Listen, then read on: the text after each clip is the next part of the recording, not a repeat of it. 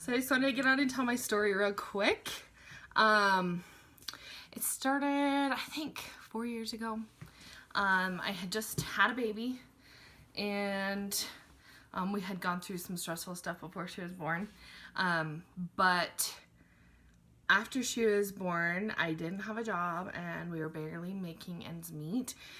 And I hit postpartum depression. But when I brought it up to my doctor, he just blew it off like it was nothing and just kept going. So I just blew it off too, thinking maybe it was just all in my head. I started spiraling.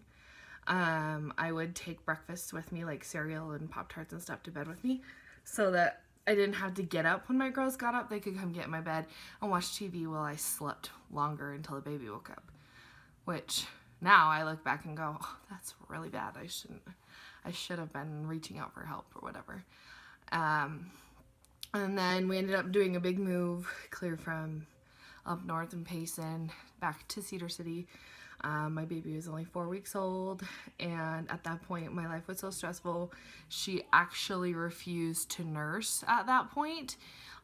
In the middle of moving, like, we went to Fillmore and I had stopped to feed her and she refused to eat, and I didn't know what to do. I was already stressed out and it just was too much for me. And then after that, we made it down to Cedar.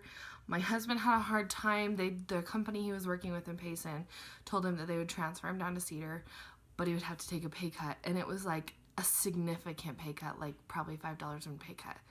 And we didn't believe it was worth it because he would have to spend another 3 months in Payson before they could transfer him in the first place. So that was going on, and so he had just come down and started working for a temporary business until he could find a strong holding job here in Cedar. I started doing daycare again with my mom because after the whole situation that we had had up north with the daycare and Kaylee, that's a whole different story. I didn't feel safe letting someone else watch my girls. And so I started doing daycare again because I knew I was needed in the field and that I could give the parents the peace of mind that they needed. But I still didn't have myself. I was still lost. And I would wake up in the morning and not get dressed. I'd stay in my pajamas, just go upstairs and wait for the parents to come. And that was 2.5 years ago. And at that point, I knew something was up. I had tried... I had reached out to a family member who was a personal trainer, and he had set me up with what I needed to do to be successful, and that didn't work because I didn't have like the commitment to myself.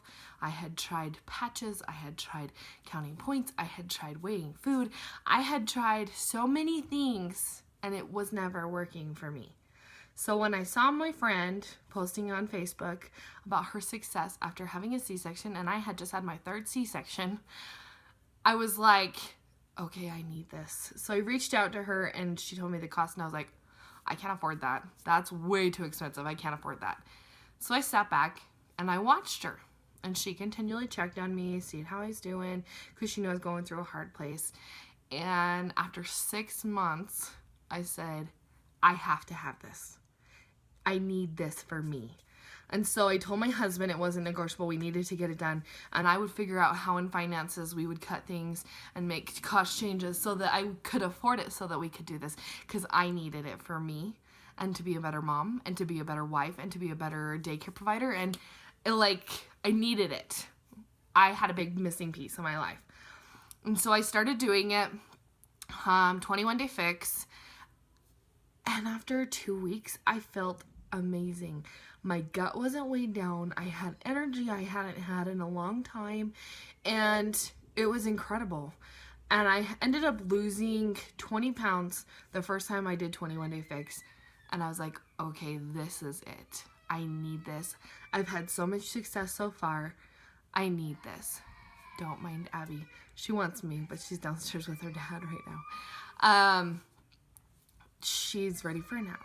Anyways, so after that, I started going, okay, I need to do coaching. And I jumped right into coaching because I was like, I need this for my accountability purposes. She might be coming in. Just a sec. I need this for my accountability purposes and to be able to find myself. Hi, baby. Come in. You shut the door? So I started doing coaching because I knew people were going to be watching me. Just a minute. Come here, we're going to do a video. No. Okay, somebody told you no. I needed it for accountability purposes because I knew without having people watching me that I was likely to fall off the bandwagon. So I started coaching so that I knew people were watching me and people were aware of what I was doing so they would hold me accountable. And it was working. And not only with coaching, I got the discount. So why wouldn't you sign up just even for a discount code? Could you get the discount? But I just kept going. And I reached out to a few friends and I was like, you need this. It's changed my life. You need this. And so they started doing it. And I have a friend that just started coaching. And she has lost, I believe, over 40 pounds. And it has changed her life. Even though she had doubters, it changed her life. And so I kept going, and I've been going for 3 years now, and I've helped so many people, and that's the most rewarding part, is helping people that need it. And anyways, she keeps looking back there. I keep thinking someone else is coming in. And at that point, I knew that this is what I needed to do. I had started making just a little bit of money because I wasn't in it for the money at first, and I started making a little bit of money, and it was helping with paying for cheerleading and paying for dance and paying for tumbling and swimming and all these things that I had to be telling my girls no they couldn't do because I couldn't afford it. And now I could do them because I could afford it because I had this little bit of extra income from helping change other people's lives. And that was huge for me. The coaching community is amazing. It's what's helped me the most. Is the coaching community. Having women that are going through the exact same things I am, and they can stand up and help me when I need them, and that they can tell, my coach can tell when she needs to reach out to me when something's going on. She can tell in my posts, she can tell in the message threads, the way I'm talking, she can tell something's up and that I need something. So the community, I went to Summit, the big Beachbody thing for the first time this year, and the community. No one's judging anyone on what rank they are or where they are in coaching. Everyone's there because they have changed lives and it has changed their life. They are all there together and it's just like one huge group of friends. There's no cliques, no nothing. It's one big group of friends. And that is what has kept me doing coaching because I've been able to help change people's lives and because I have a tribe of women so big that I know I'm never going to be alone and I'm never going to fail with them behind me.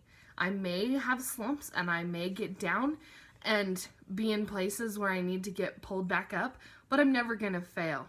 I'll always be pushing forward, and failing is stopping trying, and I'm never going to stop trying. And that is why I love coaching, because it's changed my life and made me a better mom. Did it make me a better mom?